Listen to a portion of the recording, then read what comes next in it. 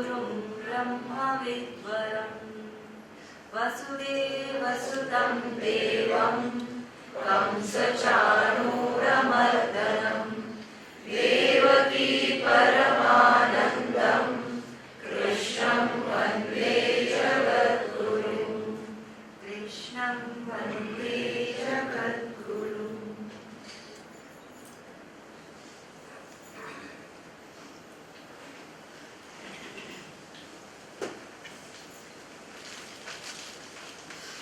We have completed 5 chapters of the Gita.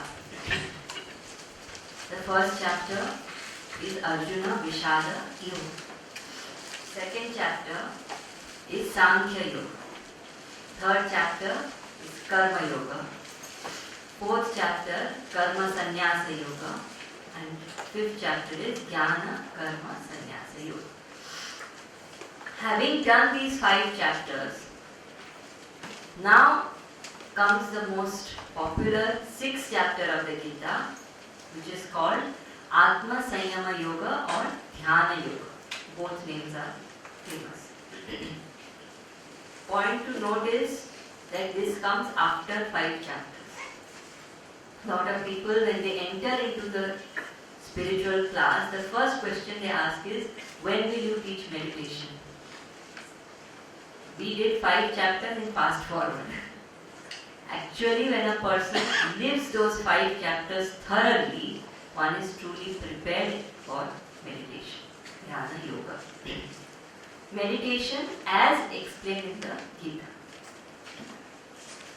Meditation is one of the most popular and most misunderstood words of modern times. So different people use this word very casually in different ways. There are many misunderstandings about what meditation truly is. Popular notion of meditation is you sit cross-legged with your eyes closed quietly without any thinking, no thoughts. That is meditation.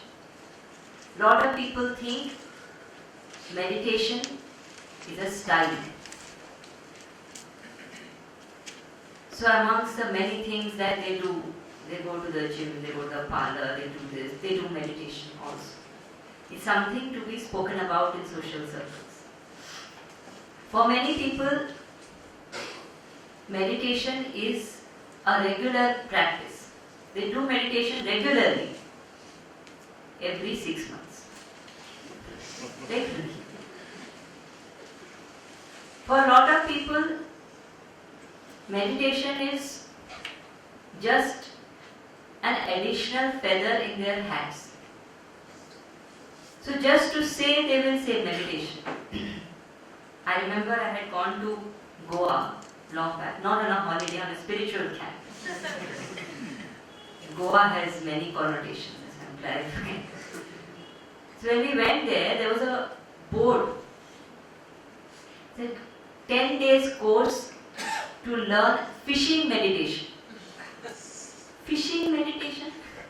Here, you can fish with a meditative mind. That is possible. Fishing can't be meditation.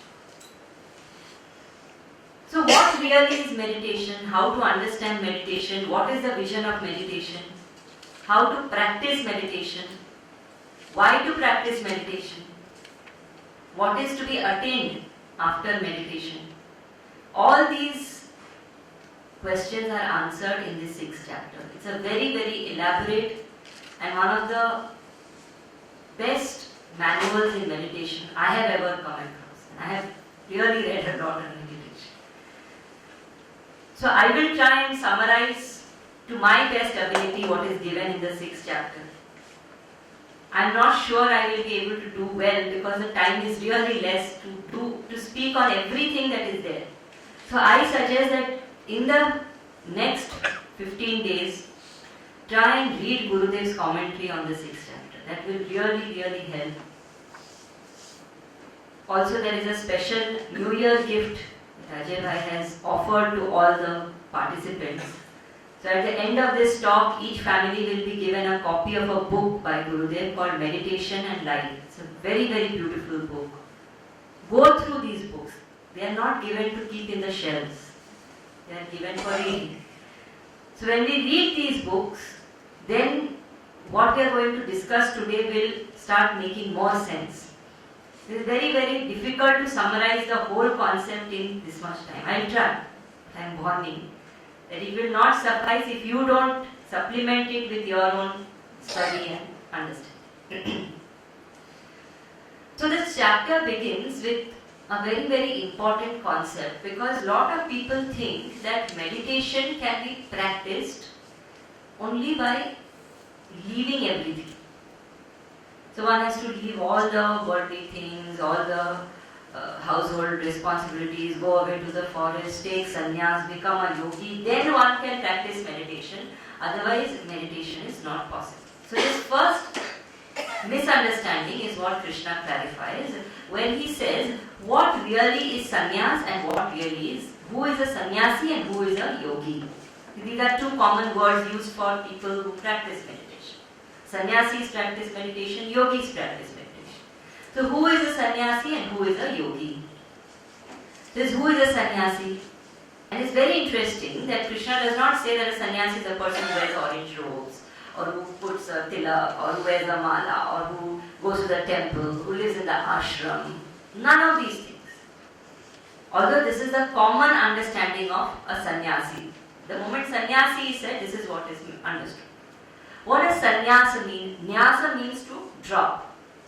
Sannyasa means to drop in such a way that you don't pick it up again. That is the kind of dropping that is sannyasa. Renunciation. So the example given is, supposing you are eating mango. And in India we have this unique style of eating mango. We suck the mango, we don't cut it. That's not the good way to eat mango in India. We enjoy it when we press it from all sides and then the pulp keeps coming out and we keep sucking. That's our way of eating mango. Relish each drop of the mango. So when we eat that mango, sometimes it so happens that the seed comes out suddenly and slips. You would have experienced it. Now supposing you are eating and the seed has just come out and it slips, you feel miserable. You look around. If nobody is watching, you even manage to pick it up, wash it, eat it. But supposing you have already finished eating the mango, took all the pulp out of the peel, had all the pulp around the seed is almost completely eaten from all sides, and then it slips and falls, would you even look at it again? Oh guys. That kind of dropping is sannyasa. When I don't even look at it again. Renunciation. So what has to be renounced? Because a lot of people think sannyasi is a person who renounces the house, renounces the family. Traditionally it is said niragni. The person should renounce fire.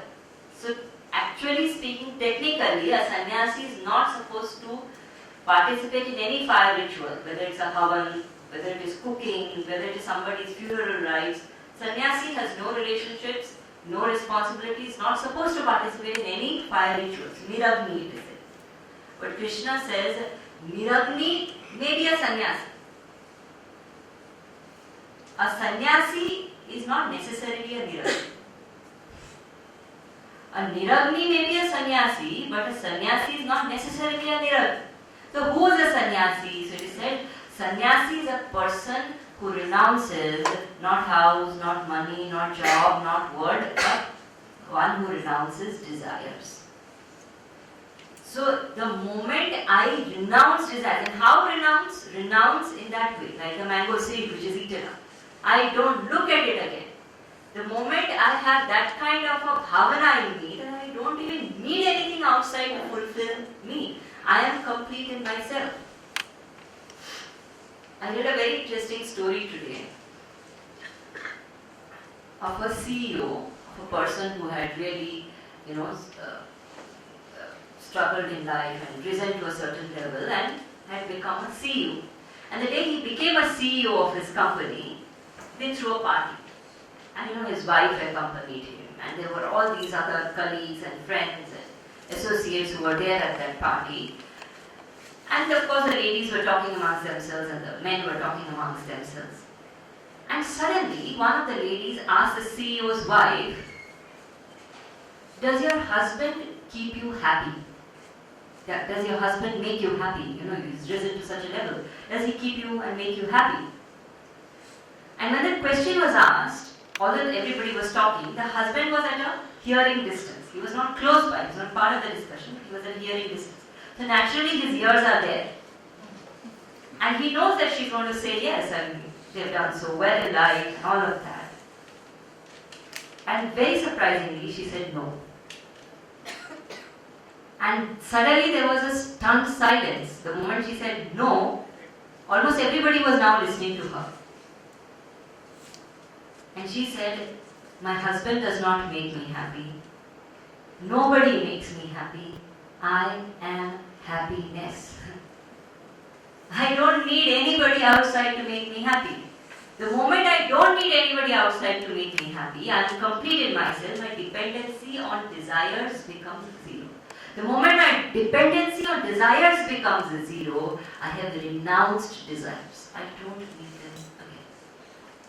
That renunciate, whether he is wearing white clothes, yellow clothes, blue clothes, green clothes, living in ashram, hotel, house, under a tree, wherever, he is a sannyasi by Gita's definition.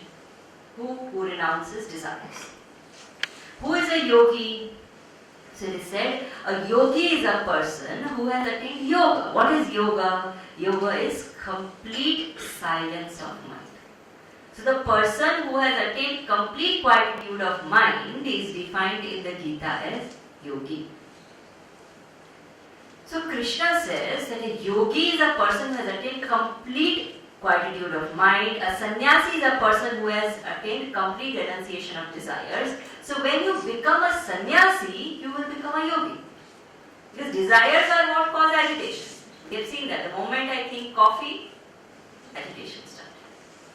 The moment I think pizza, agitation started. The moment I think iPhone 6, agitation started. So the moment there is a desire, there is agitation. The moment desires are renounced, there is complete quietude of mind. So sannyasi automatically will become a yogi. Now, Krishna says that if somebody practices karma yoga, they can attain the state of sannyas and then the state of yoga. How? It is said karma yoga, which is practiced when a person does every action for the Lord as a worship of the Lord, when every action is done selflessly for the worship of the Lord, automatically there is a training in selflessness that I am giving myself. The more selfless I become, the more pure-minded I am become. Selflessness purifies the mind. And the more pure the mind, the lesser will be the dependency on desires. It is our agitation that is making us depend on desires. When there is absolute purity, there is absolute joy. And when there is absolute joy, I say, I don't need anything. Absolutely nothing.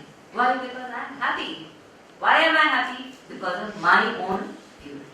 So Krishna says, if you practice karma yoga, then you will be led to sannyasa, then you will be led to yoga, and a mind which is as quiet as that to be called a yogi's mind, that mind alone is ready for the path of meditation. So if you want to practice meditation, this is the route. Practice karma yoga, through karma yoga attain sannyasa, through sannyasa attain yoga, and when yoga is attained, then one becomes ready for the path of meditation. So it is said that if you want to go on a, let us say, on a car, what is that called? You want to participate in a car rally or something like that. You need a car which is roadworthy, isn't it? It's a broken, old, half damaged kind of a car. You can't take it on the roads at all. Forget taking it on a rally. Similarly, if I want to walk the path of meditation, my mind has to be meditation worthy. And how will the mind become meditation worthy? Through karma yoga, sannyasa and yoga. How does one do that? So here, to understand how to do that, how to prepare the mind, two very, very famous, very, very beautiful shlokas of the 6th chapter are given. The 5th and the 6th shloka. Many of you may know this shloka also, but we chant it. 5th and 6th shloka of the 6th chapter. Om Shri Paramatmane Namaha. अथ षष्ठोऽध्यायः श्रीभगवानुवाच उद्धरेदात्मनात्मानम् नात्मानम् अवसादयेत् आत्मैव आत्मनो बन्धुः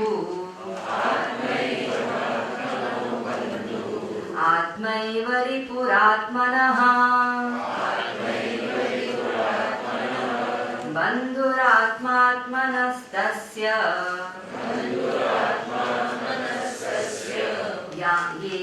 येनात्मैवात्मना जितः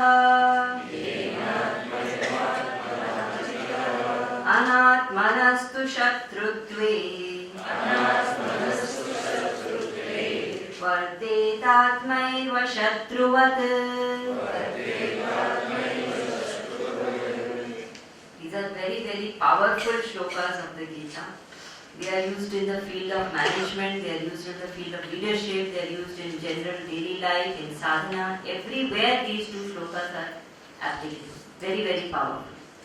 So Krishna says, Uddharet Atman Atmanam. Uddharet Atman Atmanam. Lift yourself by yourself. So first instruction is lift yourself by yourself. How does one lift yourself by oneself? First thing is to understand that the only way to lift ourselves is by following the path of good. If I am not able to be a basic good human being, there is no way I can lift myself in life. So it is said the superstructure of greatness is laid on the foundation of goodness. If I want to attain greatness in life, the way to lift myself is to do good and be good in one's daily life. Basic goodness one has to practice. That is the first aspect of Uddharet Atman Atmanam. Lift yourself by yourself. Second aspect of Uddharet Atman Atmanam, lift yourself by yourself, is through discipline. Discipline. So when a person is living, if one does not have certain rules and regulations which guide the person's life, automatically the mind pulls us lower and lower and lower. And when there is a certain discipline which I have set on myself, I have to consistently, daily lift myself to live by those ideals. If I don't lift myself to live by those ideals, I will keep falling lower and lower and lower. Simple example I will give you. Supposing we decide from tomorrow I am going to wake up at 5 a.m. in the morning. It's an ideal I have set. I have put the alarm. I slept on time.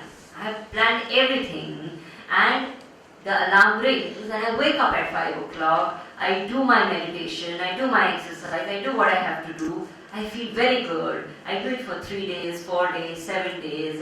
And then on the 8th day, when the alarm rings at 5, you say, 10 minutes more. And you actually press the snooze button. You wake up after 10 minutes. Not that you don't wake up. You see, from that day, you cannot wake up before 5:10. It's a challenge. You can't. Next day, you say, another half an hour. It is okay. Your wake-up time will change to 5:30. You can't help it. Mind is like that. In everything. All of you have gone to college. You know what happens in college. Initially, when we all join college, we all think, yes, I'm going to study, I'm going to be proper, I'm not going to break rules. And then the first class we bunk. The first class is very painful. Because you're constantly thinking, I hope the teacher doesn't notice, hope the parents don't come to know. You can't even enjoy the movie you are watching after bunking the class. Your mind is constantly there. Then slowly, the second class, third class. By the third year, you are professional bunker. So the moment I allow the mind to fall, it will pull me lower and lower and lower. Hence it is important that I set an ideal and I lift myself to it. That is Uddhared Atmanatmanam. I lift myself by myself. Third aspect of Uddhared Atmanatmanam, lift yourself by yourself, means that all of us on a general basis have one basic misunderstanding. What is that basic misunderstanding? The basic misunderstanding is that I am finite. All our actions, all our thoughts, all our desires, all our conduct, our behavior is based on this one single notion that I am finite. And it would be no problem if that was true. Fact is, I am infinite. So the infinite is operating as the finite. Uddhared Atmanatmanam means lift yourself to the level of the infinite. So through discipline, through sadhana, one has to constantly lift oneself. And how does one do that? So it is said, Na Atmanam Avasadayet. Very, very important instruction. Do not ever condemn yourself. Do not ever pull yourself down. Lift yourself by yourself. Do not ever pull yourself down. Vivekananda used to say, self-condemnation is a sin. It is not going to help anybody if I keep on condemning myself. One does not say that glorify yourself, of course that is not needed, but there is no need to condemn. And how will that happen? That will happen when I understand that I have flaws, I have mistakes, I have done blunders, but I am not the flaw, I am not the mistake, I am not the blunder. I remember when, not that I am a big fan of Bill Clinton, but I remember when Bill Clinton became the president, he came on stage in his first speech, if you remember, he said a very, very powerful line. I was a kid, but I remember that statement, it stayed with me. He said, there is nothing wrong with America that cannot be made right with what is right with America. That applies to each of us. There is nothing wrong with us that cannot be made right with what is right with us. It's a very, very powerful statement. And hence, under no circumstances must I pull myself up, pull myself down. So, na atmanam avasadayet. Second aspect of na atmanam avasadayet is that do not ever do something that will make you pull yourself down. That is also very important. It is said if you fall in the eyes of others, it is painful. If you fall in the eyes of the good people, the wise people, it is horrible. But if you fall in your own eyes, then it is worst of all pains and miseries. So it is very, very important that I remain honest to myself.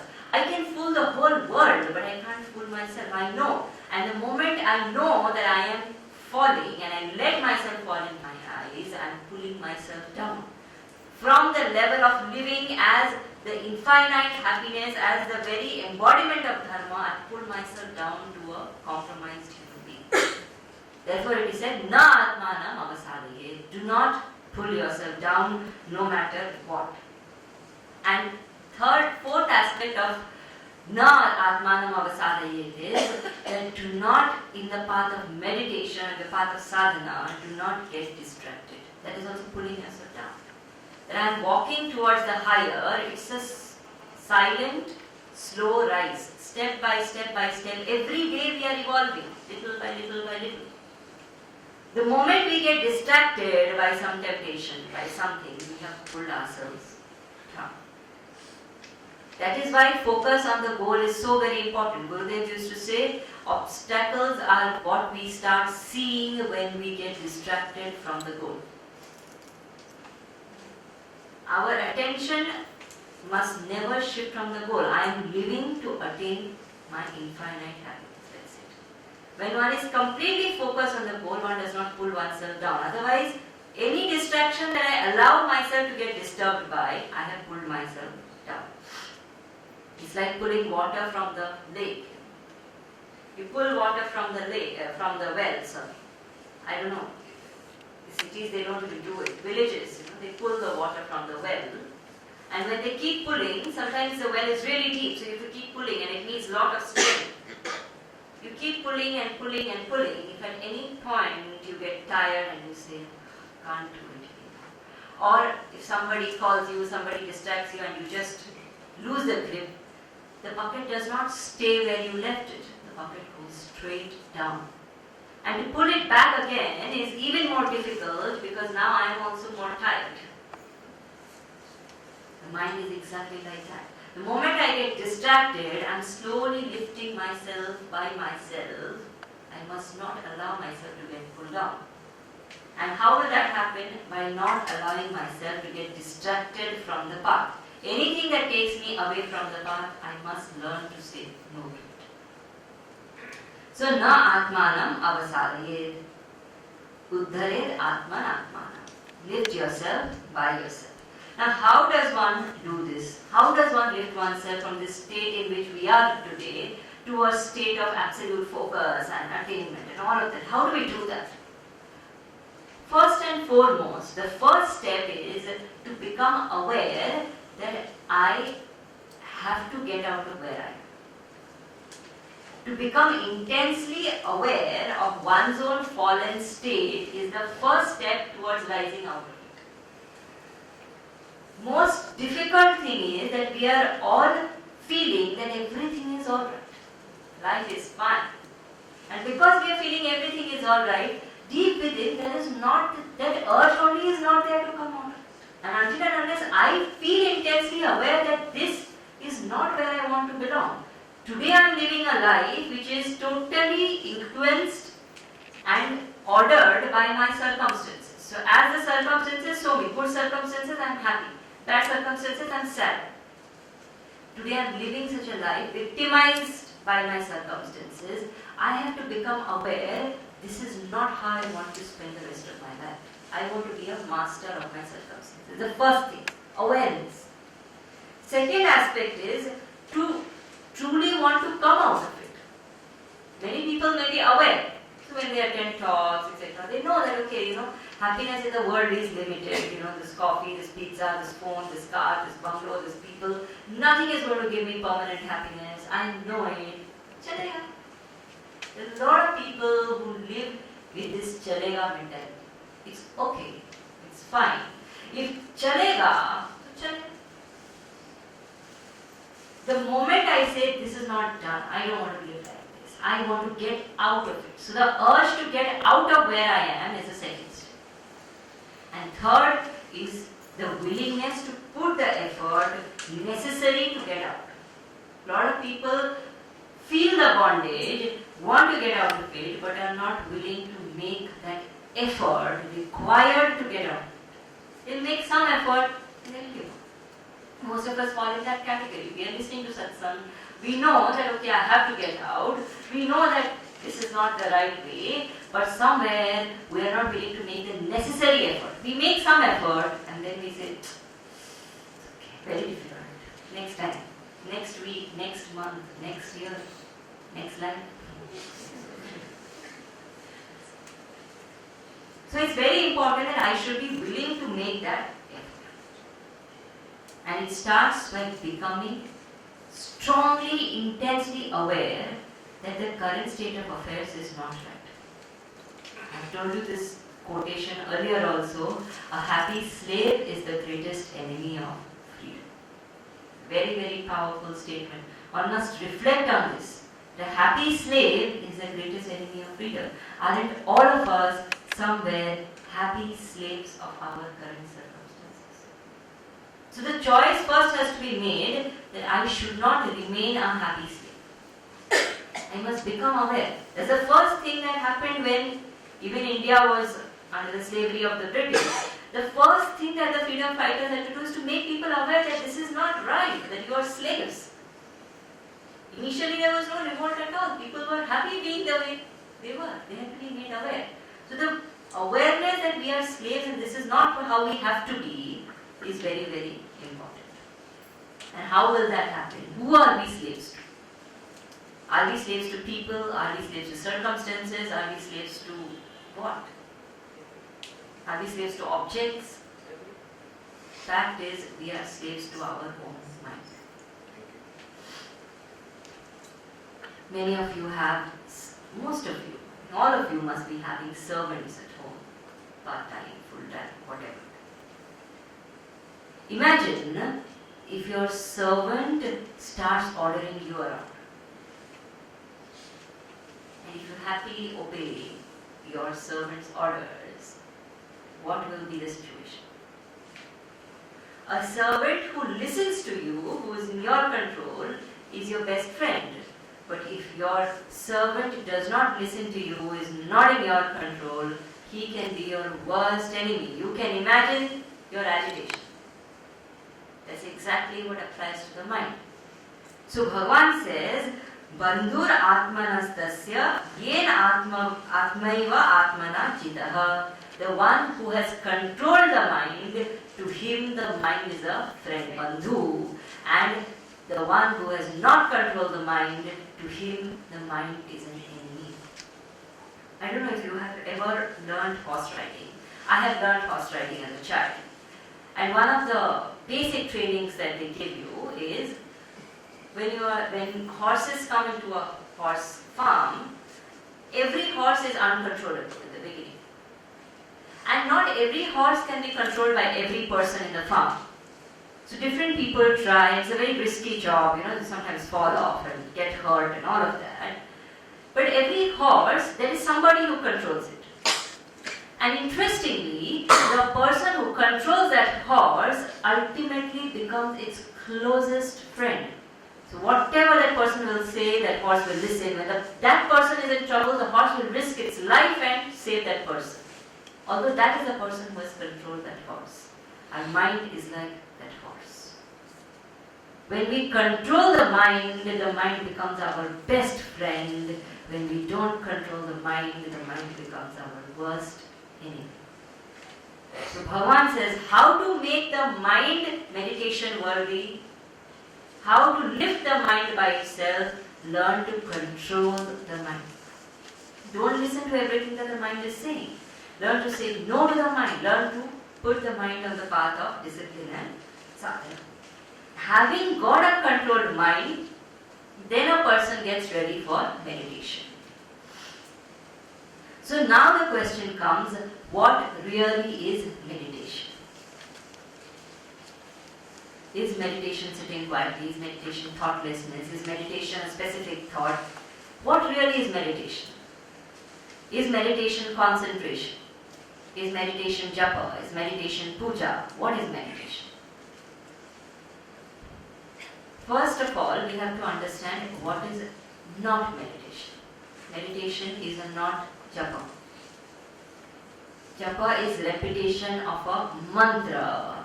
And when there is repetition of a mantra, it's a very, very, very powerful technique to attain single pointedness and concentration, which is necessary for meditation.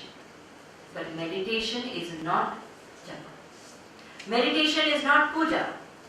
In puja, the body is engaged, the mind is engaged, the eyes, the ears, the nose, everything, all the senses are engaged. You're smelling the agarbatti, you're looking at the idol, you're relishing the food, you're doing everything, you're chanting the mantras, you're feeling love for the Lord. There is complete engagement of the personality. It's a very, very powerful way to divinize the whole personality, which is necessary as a preparation for meditation. But puja is not meditation. Concentration is not meditation. A lot of people think watching a flame of a candle, seeing a dot on the wall is a meditation. That is concentration. Concentration is necessary for meditation, but concentration is not meditation. Then what is meditation? Simple definition of meditation is Swarupasya Sahajam Bhanam iti Dhyanam. Very simple definition. Swarupasya Sahajam Bhanam iti Dhyanam. What is Dhyanam? What is meditation? To become effortlessly aware of one's own true nature is meditation.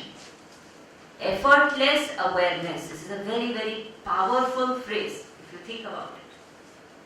Today, first of all, we are not aware of our true nature. Even if we try to be aware, there is so much of effort. We struggle to remember that I am infinite. But we don't struggle to remember that I am a woman. I am very clear. You wake me up in the middle of the night and ask, are you a man or a woman? I in my sleep will say, I am a woman. There is no doubt. Effortless awareness. When that effortlessly, that spontaneously, that innate, intuitively, I know I am infinite. That is meditation. Therefore, meditation is not a practice, meditation is not an exercise, meditation is not a technique, meditation is a state of awareness. Like today we are hopefully, right now, all of us in the waking state. Hopefully. Some of us may be in the dream state. And many of us may be in the deep sleep state. Possible. These three states are actually the premise of our life.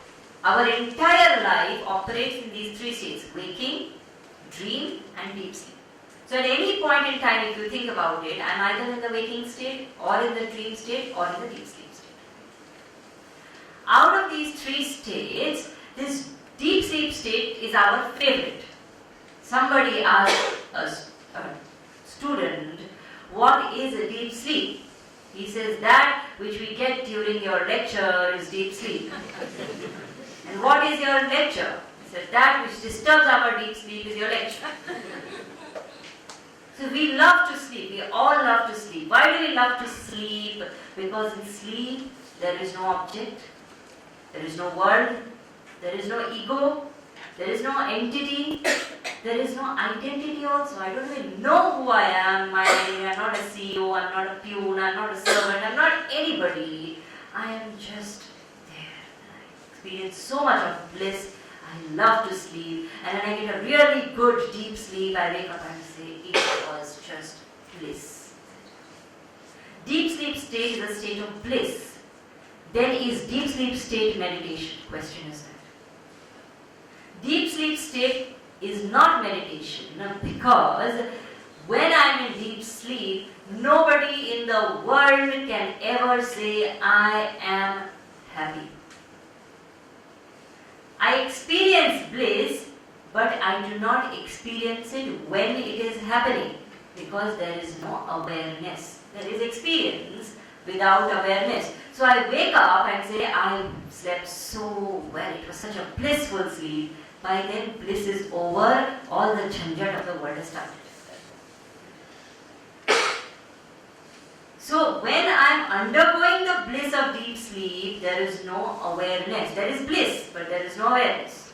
In the waking state and the dream state, there is no bliss, but there is awareness. Waking state, I am fully aware, but there is no bliss because there is world, there is ego, there is identity, everything. Meditation is that state in which there is the awareness of the waking state and the bliss of the deep sleep state combined together. I am fully awake and I am fully aware that I am happiness. Just imagine that state. That is meditation. Therefore, meditation cannot be a specific practice. Gurudev always used to say, meditation is a noun, not a verb. Actually speaking, it is not a doing thing, it is a being thing. One has to be in meditation. Then why do people say I'm meditating, I'm doing meditation? What is all that about? So for example, somebody is a medical practitioner. When that person is studying to become a medical practitioner, what do we say? He is studying medicine. So similarly, a person who's an engineer, when he's studying to become an engineer, what we say is doing engineering. Actually, he's not doing engineering. He's preparing to be an engineer. But that which is leading him to engineering is also called engineering.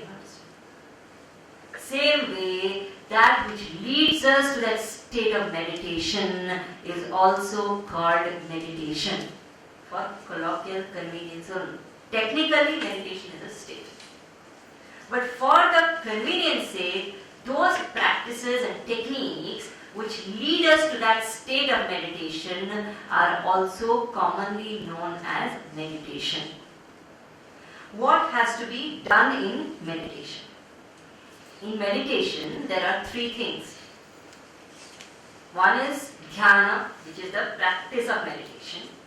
In that dhyana, there is a dhyeya and there is a dhyata. Who is the dhyeya? Dhyeya is the object of meditation. On what do I meditate? And who is the dhyata? Who meditates?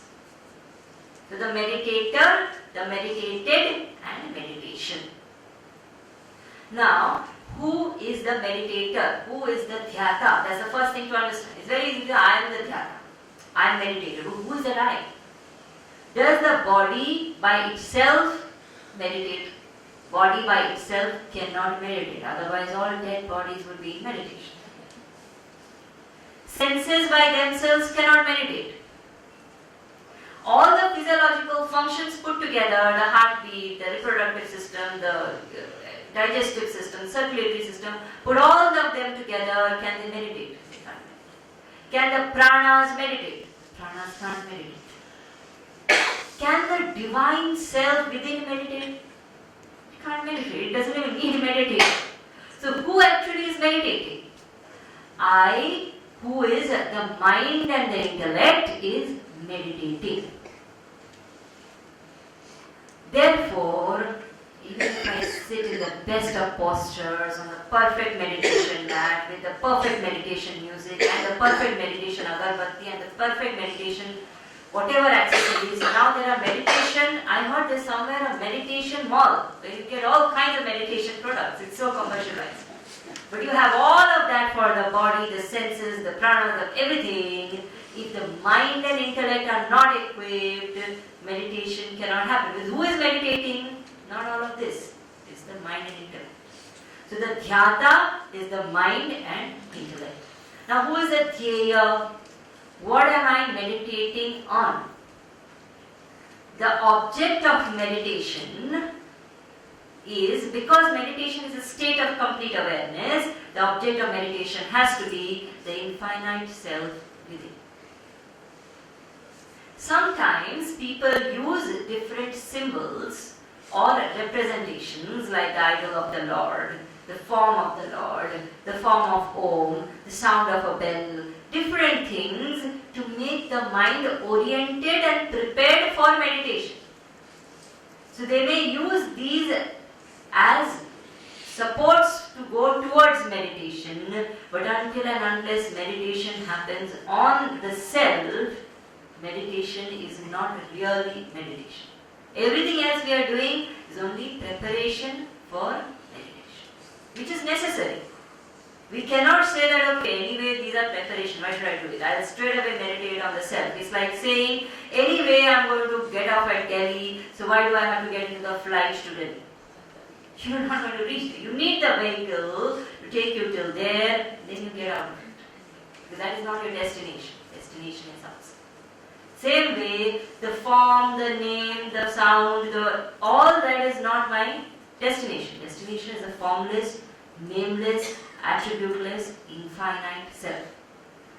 But to get there, I need the form, I need the name, I need all these supports. Why?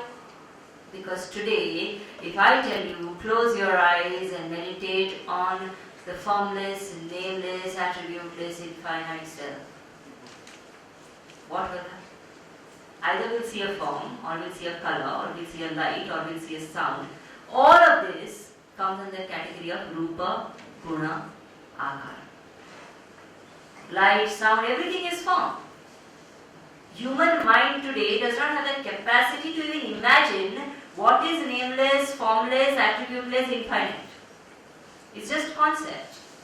So to go towards it, the mind has to be made sufficiently subtle, sufficiently single-pointed, sufficiently pure, and for that all these supports are needed. But meditation by itself is not any of this. Meditation by itself is meditation on the self, on the infinitude. So what then is the purpose of meditation? If this is understood to be the dhyaya, the object of meditation is the self, then the purpose of meditation is to experience the self. How will I experience the self? Why am I not experiencing the self today? Do I have to, through meditation, attain the self? There is nothing outside to attain. Do I have to become the self? There is nothing to become.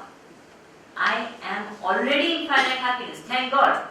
I don't have to become, I don't have to attain, I don't have to reach. I already am that. Why am I not experiencing it today? Because I think of myself as finite.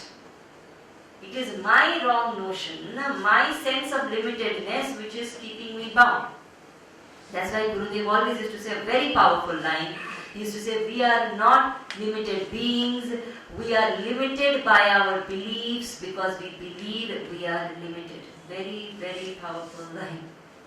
We are limited by our beliefs because we believe we are limited. So it is very, very important that we understand that it's the belief, the wrong belief, the wrong notions which have to be removed. I only through meditation have to get rid of the wrong notions and the wrong beliefs. Automatically the self will reveal itself. In meditation I don't have to do anything else. I just have to remove the wrong notions and the wrong beliefs. Therefore, in the 6th chapter, Bhagavan says, Yogam Atma Vishuddhaye, that through yoga, through quietude of the mind, through meditation, one must attain Atma Vishuddhi, purity of the mind. Purity from what? Purity from wrong notions.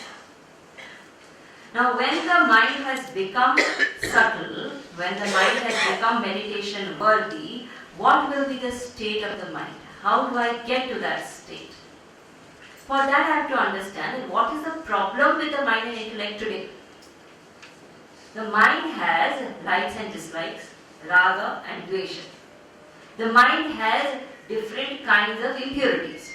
Kama, krodha, lobha, moha, mada, matsarya, desire, anger, jealousy, pride, different things, greed. All this is what is infesting the mind and making it impure. How do I get rid of this? To get rid of the impurities of the mind, which is the likes, dislikes, kama, krodha, etc., I have to practice karma yoga and bhakti yoga.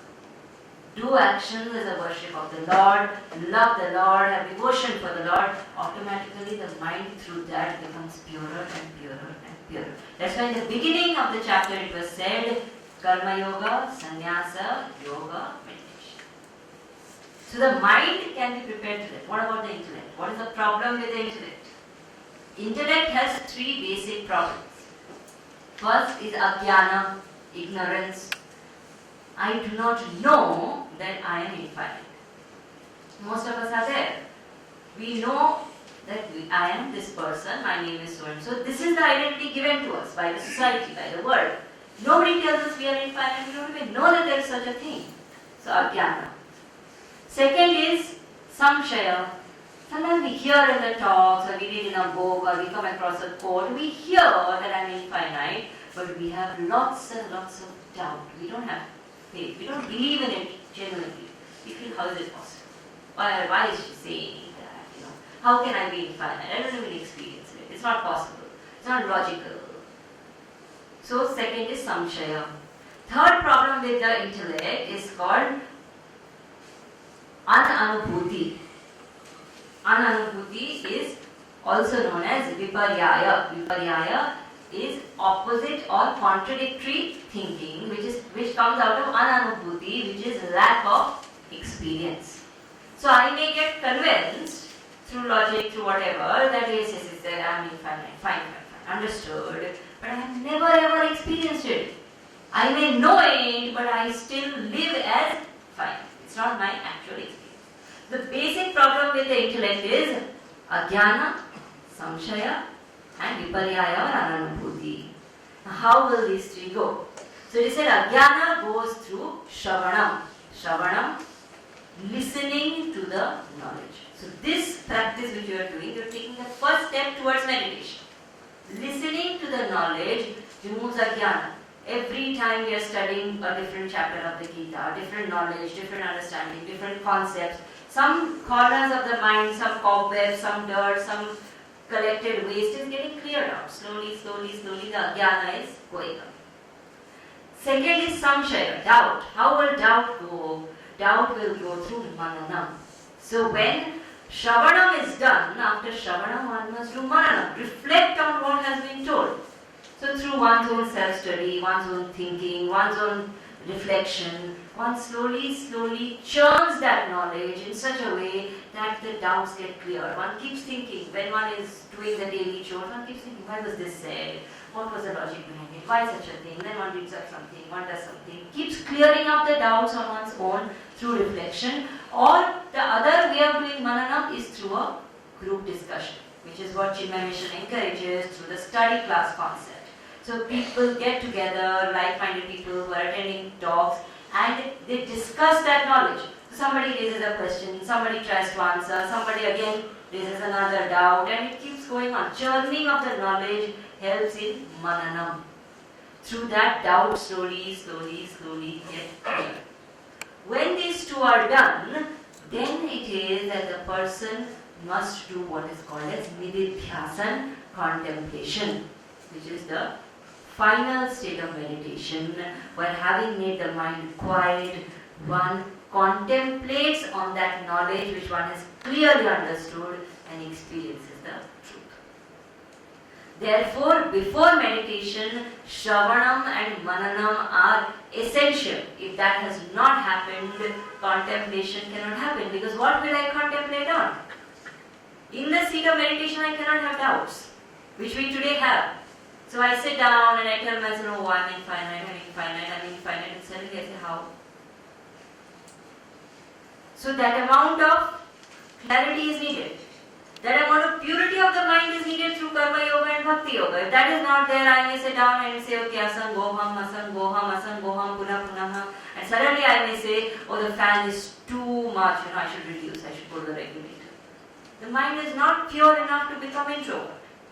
So the mind has to be pure, the intellect has to be absolutely clear and subtle, and such a mind and intellect when put together, then meditation is beautiful.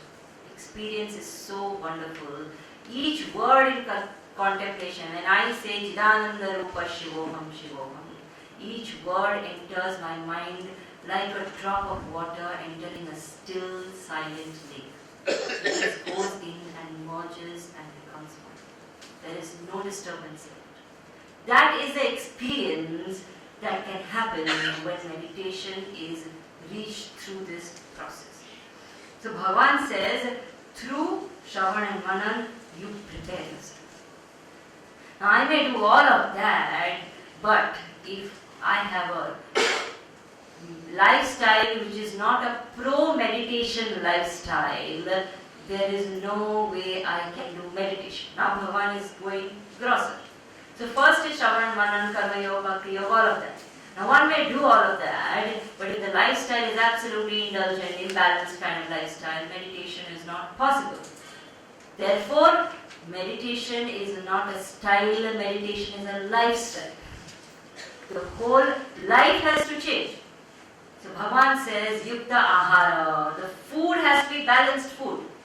Yukta means balanced, moderate food. Not too spicy, not too sweet, not too bland, nothing too much. Everything in balance. Not too much, not too less. There are some people who fast all the time. There are some people who overeat, who are eating all the time. Whenever you look at them, their mouth is very active. So either way, it's not good. It said, Yukta Ahar. in balance, in moderation, one practices. Why that is necessary? Practically it's necessary because if you eat too much, when you sit down for meditation the next morning, you will be belching and burping. Practical. And if you eat too less, you will be struggling with acidity. Therefore, balanced diet at the right time, in the right way, of the right food is necessary. Then it is said that enough amount of balanced sleep is also needed. Sleep also has to be balanced. So I should not sleep too much, because if I sleep too much, there is sloth in the body. You would have experienced on certain days, you wake up very, very late, you've overslept or something, you're tired. You see, after that also it takes you a couple of hours to actually get to activity, because there is sloth in the body. The body cannot meditate. But if I'm underslept, I will sleep in meditation. Meditation will still happen, but horizontal meditation. So it can't be too less, it can't be too much. Enjoyment also has to be balanced. Not too much of enjoyment, not too less of enjoyment.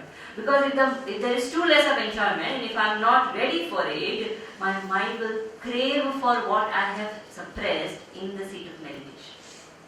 That happens to some people. Out of over-enthusiasm, they completely withdraw. In the seat of meditation, they are thinking pakoda, samosa, jalebi, fafda, all that. Then there will be some people who will overindulge. Whatever is indulgence, one overindulges and one is totally drained.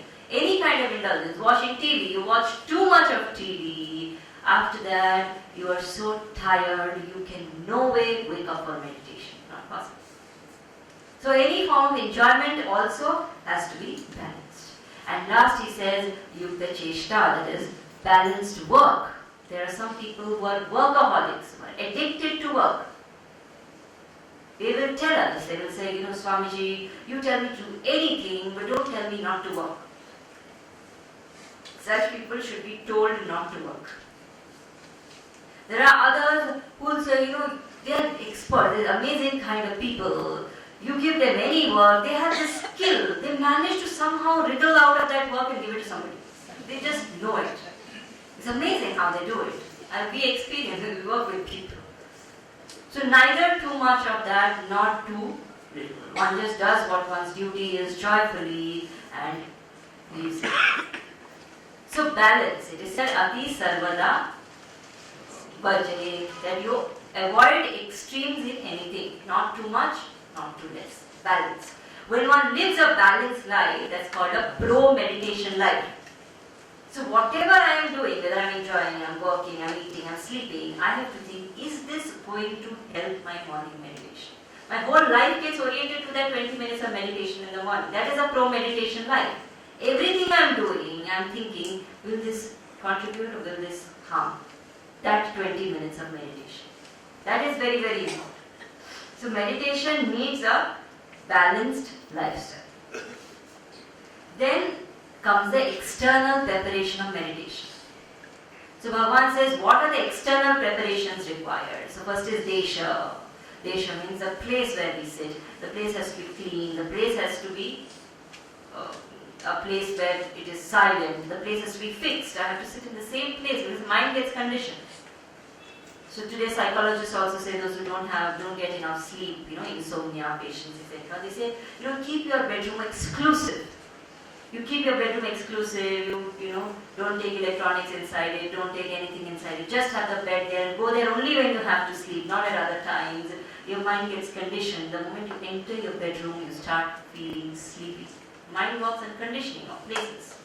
Similarly, it is said, condition your mind for a place for meditation. There's a fixed place in your house where you sit and meditate. Slowly the mind will get conditioned. You sit in that place, automatically it will become quiet. The condition. So the place has to be fixed and the place has to be a clean place. It can't be, somewhere where you don't sit in the kitchen near the sink and meditate. There has to be something which is neat, clean, conducive to the mind to go inwards. Second is ekaki, that one has to sit in solitude. Don't give examples of saints and sages. This Mahatma Ji, meditated in the middle of the battlefield or middle of railway station and realized and all that. You meditate in silent room and realize is an achievement. We are not even there. In all the silence also we don't manage to meditate. What to talk of, So Bhagavan says sit in a place of solitude where nobody is there. And even if there is another person, in the seat of meditation, practice aloneness. Don't say we will meditate together. There is no together in meditation. It is only the self. So in the seat of meditation, I am alone. Even if somebody is there next to me, let them do their own thing. I will do my own, alone.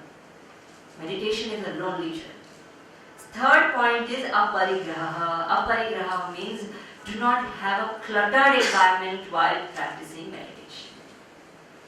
Especially today, because it is so very commercialized, the whole practice of meditation. There are so many products available. There are specific yantras, there are jantras, there are asanas, there are clothes for meditation, there's fragrance, there's aroma, there's oil, there's so many things for meditation. When you have all of that, you are cluttering your mind actually. We put one agarbatti, we put one candle, and suddenly we are meditating and we realize, oh, this agarbatti is irritating me. And we put that agarbatti aside. It's too much of distraction. Keep it very, very simple. Meditation does not require anything except the mind and intellect. That is the dhyata. That's why we cleared the dhyata in the beginning. So the mind and intellect has to become silent, have a good asana, sit and just meditate. That's all. Keep it less cluttered. Aparigraha. Then asana. Asana involves two things. Asana, one is posture, other is the seat. We will first understand the seat. So what should the seat be like? So we said the seat should not be too soft, should not be too hard. If it is too soft, one will tend to slouch. If it is too hard, if you meditate for long hours, it will start paining. So it has to be neither too soft nor too hard. Earlier days in the forest, the best product available was a kusa grass. So they used to say, sit on the kusa grass asana. Right now, don't go searching for kusa grass asana. That does not make you meditate better. What makes us meditate better is a quiet mind. Again and again I'm saying. So a simple blanket like what is being used here is enough for meditation. Neither too soft nor too hard. Neither too high nor too low. So it should not be like a high place on which you climb and you meditate. Very dangerous because initially when we practice meditation there's a huge risk of falling asleep, and if you fall asleep on a high place and topple down, you will end up in a fracture. So don't take that risk. But it should not be too low. Why not too low? In our case, it can be right on the ground, but in villages or in forests and in the ashrams, it is not safe to have it too low because all kinds of creepy, crawly creatures can disturb you if it is too much close to the ground. Our houses today are clean enough so we can even sit directly on the ground on an asana, definitely. What material should the asana be made up of? It should be made up of a non-conductor material. That is the something that cannot conduct electricity. Because there are currents in our body, there is current in the earth, it's a scientific fact. They should not get passed on to each other, especially in the seat of meditation. There are specific kinds of currents which are produced, so we need to respect that. So do have an asana, never sit directly on the floor and meditate. Now comes the posture. Do we have to sit in Padmasana? Do we have to sit in Sukhasana, Vajrasana, which asana? Sit in any asana in which you can sit still for 20 minutes minimum, without moving. So whichever asana is comfortable, one can sit in that asana. There is no problem. If you need to sit on a chair, sit on a chair. Don't struggle to sit down if you can't sit down, because then what happens is your whole attention, instead of being on the self, is on the body. Because it starts paining. And then first 5 minutes you meditate, next 15 minutes you keep saying, little more. No need to struggle like that. Sit on the chair, aram se do. When we are sitting on the chair, few things to keep in mind is try not to use the backrest. Even when you are sitting on the ground, keep the back straight, head, neck and back in a straight line.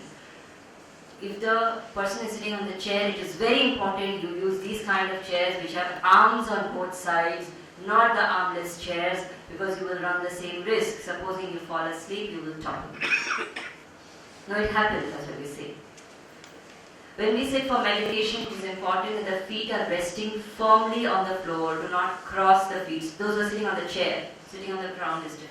Sitting on the chair, make sure the feet are resting firmly on the floor, not hanging, not cross-legged. Various people give various reasons for it, energy flow, crisscross, blah blah. The basic thing is, physiologically, that's not a healthy position to be in. If you cross your legs and sit for long hours, hang your legs and sit for long hours, you will start having pains and aches. So it's best to sit with your feet firmly rested on the floor. If the floor is cold, try to have a carpet or a blanket or a doormat just below your feet so that you don't get jitters when you're meditating. These are basic things to take care of the asana. These are the external preparations. Last external preparation is withdraw the senses. So make sure you close the eyes.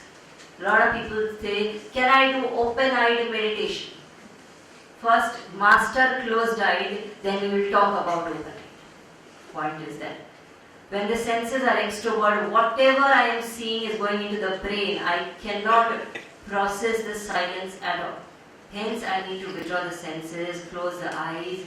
Don't have too much of fragrance, smell, sound, nothing around.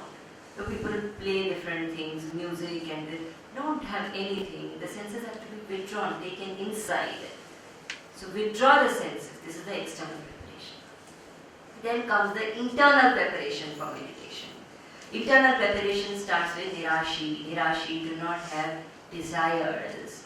Aparigraha, do not have the urge to keep on collecting. We have this tendency, especially today when we live in a consumerist world and there are so many superstores, we become really parigrahis. So we go to the superstore and pick up everything that we are never going to use, bring it home, stuff it in the cupboard. After 6 months while doing safai, we throw it also. Why do you even bring it home? There is no need. There is the parigraha nature of the mind. We keep collecting. So much so that one plastic bag also we cannot kabhi kaam aayega. Stuff. So it's very important that we only keep what we need, nothing more. The habit of collecting, hoarding unnecessarily should not be there. These are internal mental preparations. Third is Brahmachari Vrata. Brahmachari Vrata means in the seat of meditation, I am a Brahmachari. I am neither a husband or a wife, nor a son, nor a father, nor a CEO, nor a peon, nothing. In the seat of meditation, I am a seeker and nothing but a seeker. Then it is said, Vigata Bhihi, that I am absolutely fearless. There is no fear in the mind of a person who is meditating. There was one person who told me, Swamiji, I do not ever meditate. I said, why? It's such a beautiful thing to do. Try. He said, no, I'm very scared. What if I realize? People are actually scared of realization. What will happen to my family if I realize? Don't worry, nothing is going to happen to anybody when you realize. And it's not that realization is going to happen tomorrow. Practice it, discover it. You're only discovering yourself, there is nothing outside. So don't get scared. You are not scary to yourself. Then it said, Mata Chitta Matparaha, that the mind should love the goal which is there, and one should treat that goal as supreme. Very, very important.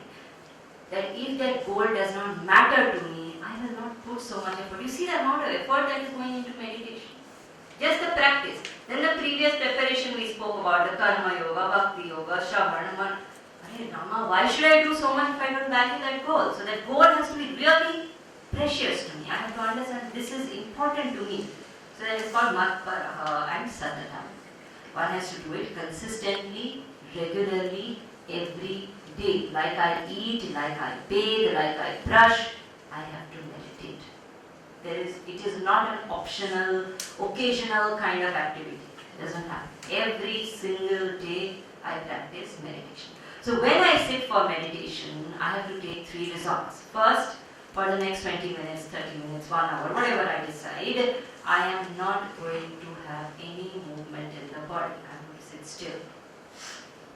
Second, right now I am neither brother, nor father, nor husband, nor wife, nor daughter, nobody. I am only a seeker of the truth. Third, right now I am doing the most important activity of my existence. meditation is my most important activity. Nothing else matters to me as much as this. And I am meditating to know my infinite self. These three resolves have to be strongly taken every day in the beginning of meditation. Then that meditation practice will be successful. Then what is done in the seat of meditation? So it is said first one has to withdraw the senses. Having withdrawn the senses and the mind, what does one do with them? One can't just withdraw and hold them. Having withdrawn the mind and the senses, one absorbs them in the self. So what is it that is preventing us from withdrawing and absorbing? There are two things. One is the external disturbance, one is the internal disturbance. When there is external disturbance, it means one has to just control. External disturbance is just our temptations. You sit in meditation, that day only you will, in the middle of meditation, say, such a good weather, I feel like having a hot cup of coffee. Control the temptation.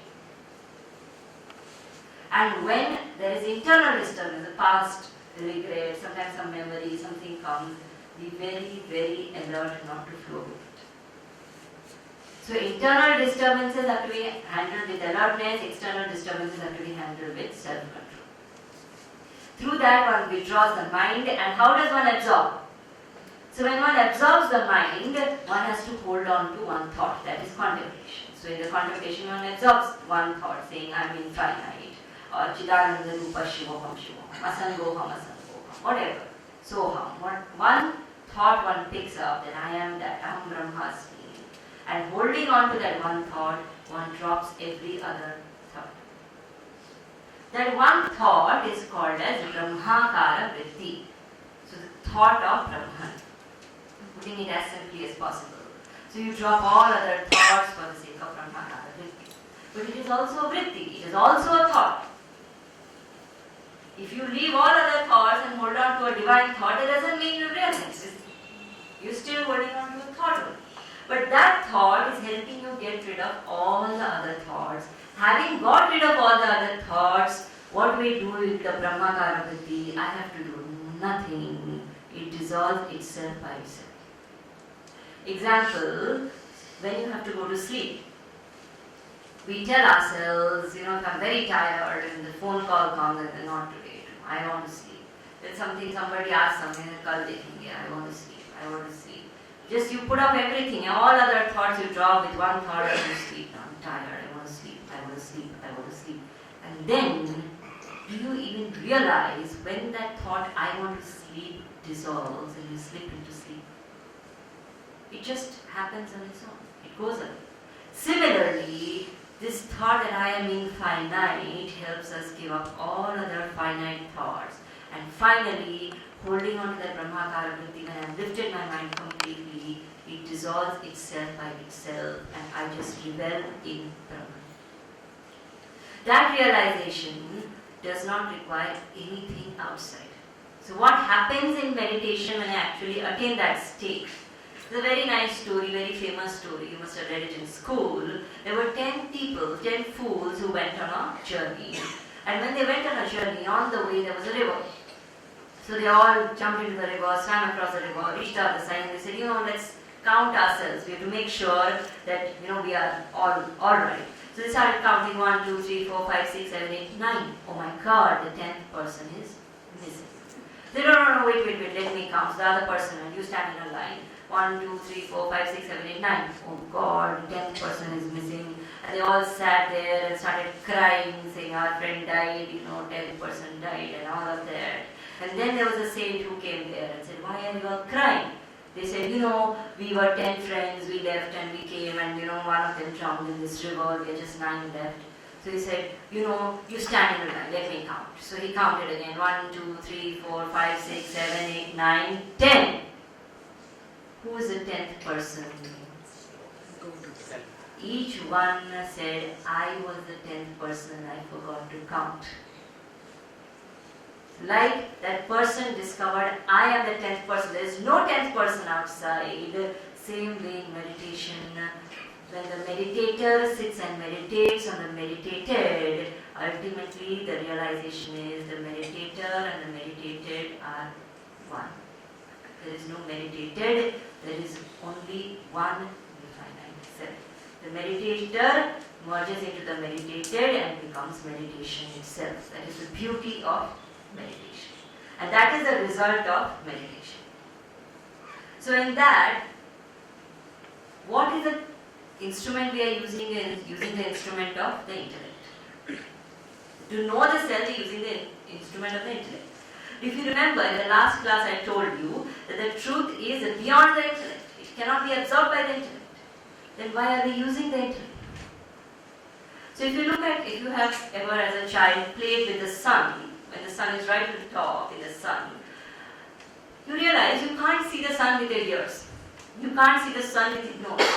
You can only see the sun with your eyes, but the moment you look at the sun, your eyes close. You can only get a glimpse of that. That's what I call seeing. Similarly, I can't experience the truth with the body. I can't experience the truth with the senses. I can only experience the truth with the intellect. The moment I glimpse the truth, the intellect disappears and the truth alone is. That's what happens in meditation. Like the eyes close. It's not that the eyes are seeing the sun. The eyes will disappear. Same way the intellect just disappears and truth alone is. So intellect is not the instrument to know the truth, but there is no better instrument to know the truth also. This is the best. So we use the intellect to experience the truth in the seat of meditation. Now if you practically ever happen to do meditation, you will experience two basic obstacles. One is called laya, the other is called vikshepa. What is laya? Laya is sleep. What is vikshepa? Vikshepa is distraction. What do I do when I feel sleepy? First of all, if that sleep is born out of a lifestyle problem, until the lifestyle problem is corrected, the sleep cannot be overcome. If I have not slept enough, if I have late hours, you sit in meditation and keep struggling, nothing can happen because the body needs that sleep. That is what I have made the body need. So I have to ensure that I am well rested, I am balanced, all of that. In spite of that, sleep may come. Why that sleep comes? Because the only time our mind experiences quietude is in sleep.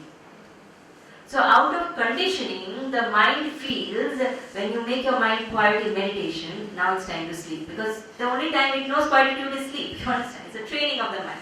So naturally, when I sit in meditation, I feel very, very sleepy. Don't think it is your problem. It is everybody's problem. Everybody comes and asks, I feel very sleepy in meditation. Naturally. What do I do? First, correct lifestyle. Second, there are certain practices I can do. So before meditation, if you practice a little bit of pranayama, the prana shakti you gain will help you in keeping yourself awake. Second is alertness. That I have to keep myself extremely, extremely alert in meditation. Therefore, they say sit with your head, neck and back in a straight line. If the back is straight, you can't sleep with the back straight. You can only sleep when you slouch. So it's very important that you keep the back straight. Third is keep doing satsang. Through satsang, the mind is extremely motivated. When the mind is extremely motivated, the tendency to sleep is less. How do I overcome distraction or vikshepa? Distraction or vikshepa is overcome through the practice of detachment.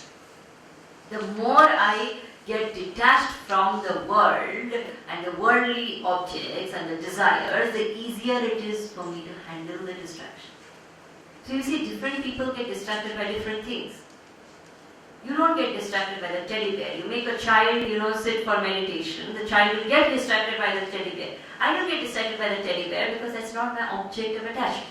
So where my attachment is, there my distraction is. I reduce my attachment, I reduce my distraction. And what is my greatest attachment? My greatest attachment is to sorrow. It's a very strange thing, but we all love being sorrowful. We all love pitying ourselves. We all love being victims. And that's why we say, Chalena, life is good. To be a master needs courage also. So detachment has to be from this habit of being sorrowful.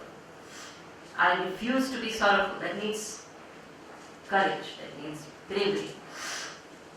When one does this, then what does one experience? What is the result of meditation? Result of meditation is not a lower BP, less sugar, cholesterol control.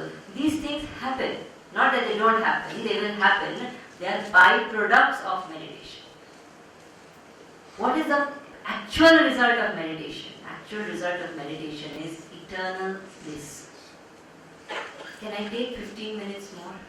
So this is a little longer chapter. Yes. Sure.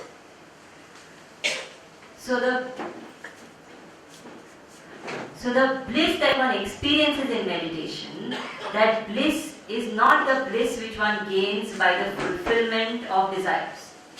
It's not the bliss that one gains when one is feeling loved or one is feeling wanted. It is not the bliss that one experiences when the senses are pampered. It is a kind of bliss which we have actually never in our lifetime experienced. This is a very important thing to understand. This is not the bliss that there is no thought. This is not the bliss that there is a single thought. This is not the bliss of desire fulfillment. This is not the bliss of being loved. This is not the bliss of ego pampering. This is a bliss which we have never ever experienced. It's called Param Shanti, which is in Bible called as the bliss that passeth all understanding. It's beyond our understanding. It's a kind of bliss which we have never ever experienced. That kind of an eternal bliss which is not born from objects, not born from sense pleasures, not born from thoughts. That is the kind of bliss that is being spoken about. It's not happiness. Today our happiness is at the thought level. So I get a happy thought, I'm happy, then I become sad, then I become angry, then I become upset, then I'm again happy. That's a thought level happiness. Here is a happiness which is the basis of all emotions, which is there even when I'm angry, even when I'm sad, but it's just covered. That basic happiness which is my very nature, that when I experience very, very clearly, that is the result of meditation. That meditation, that state of absolute bliss remains undisturbed no matter what. Therefore it is said that the person who is realized, he remains balanced in all circumstances towards all people and all objects. Because sama is a basic quality of a meditative mind. Absolutely balanced. He is not affected by anything. Then the question comes that this is all good, we're talking about all of this, but our minds are not like how you're talking. Arjuna says, my mind is chanchalam, pramati. It is very, very restless, it's very stubborn, it's very difficult to control. It's like a cyclone, it's that powerful. What do I do with that kind of a mind? So then Krishna says, the only way is abhyasa and vairagya. Vairagya we spoke about, detachment. What is abhyasa? Abhyasa is constantly reminding oneself of one's goal through satsang. When one does that, it requires a lot of effort. So different upayas one will find. So how one will go towards meditation will differ. Somebody may go through japa, somebody may go through temple, somebody may go through puja, somebody may go through something. Different processes one will find to cajole the mind, make it quiet, take it to satsang, keep reminding, to shravan, manan, etc. When one is doing so much effort, there is a huge fear, there is a huge doubt in everybody's mind. What if I die without realizing the truth? Or what if something happens and I go away from the path, I go back to my worldly ways. I have done this much of practice, but something happens and I'm slipped, I go away. What happens then? So Krishna says a very beautiful thing. He says, Nahi kalyana krut kaschit durgatim tata gacchati. That understand, tata means brother. He says, oh brother, understand, no good work ever goes for a waste. If you have done good work, it remains in your account. That is why we see some people are born in spiritual families, born with spiritual tendencies, or some people may be born in very, very materialistic circumstances but have spiritual inclinations. Or some of us also experience, you suddenly come to a Gita class, you've never heard a Gita class before, you sit there and you feel like, oh my God, this is something I always belong to, this is something I can find connection with. Where did all this come from? I didn't do it in this life. These are tendencies, actions I have carried from the past. So all my sadhana that I am doing today, that is all I am going to carry forward. And therefore I have to value it intensely. Then the question is that there are so many people who do all of this, who practice dharma, who practice sadhana, etc. And still we see that they suffer. Why do good people suffer? Here the answer is that what is suffering? What we consider as suffering may not necessarily be suffering. Is the good person asking that question? If the good person is asking that question, that means the good person does not have enough conviction in goodness. So how can we call him a good person? A good person is one who has 100% conviction in goodness and is ready to pay any price for the sake of it. Example of a good person is Prahlad. Prahlad was convinced, I have to worship the Lord. He never complained that my father threw me, tried to kill me, my auntie tried to burn me. He never said all this. We keep usko aisa kiya, waisa kiya, ye kiya. But he is okay.